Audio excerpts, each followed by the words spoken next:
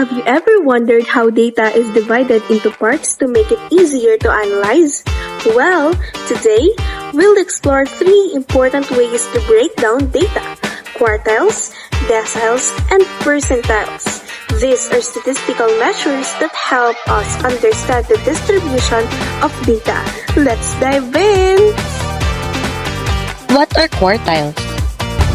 First, let's talk about quartiles. The word quartile comes from quarter, meaning 4. Quartiles divide a dataset into 4 equal parts.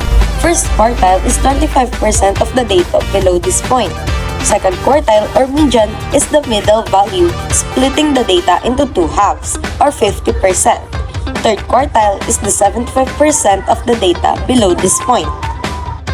Imagine you have a class of 20 students sorted by test scores.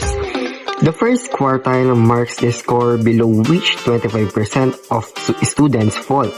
The second quartile is the median, and the third quartile marks 75% of the students.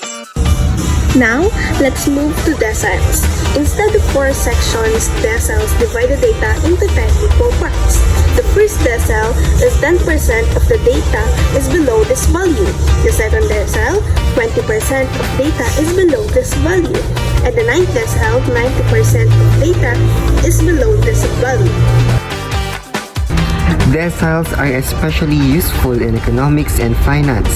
For example, income distribution studies often use deciles to compare earnings across different population groups.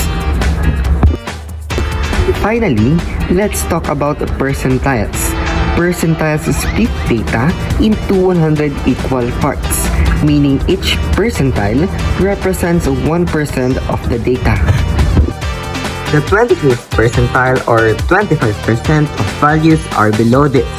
The 50th percentile or 50% is the median. The 90th percentile or 90% of values are below this. Percentiles are commonly used in standardized test scores like the SAT or GRE. If you score in the 90th percentile, it means you performed better than 90% of test takers. Comparing quartiles, deciles, and percentiles. To summarize, quartiles divide data into 4 parts, deciles divide data into 10 parts, and percentiles divide data into 100 parts.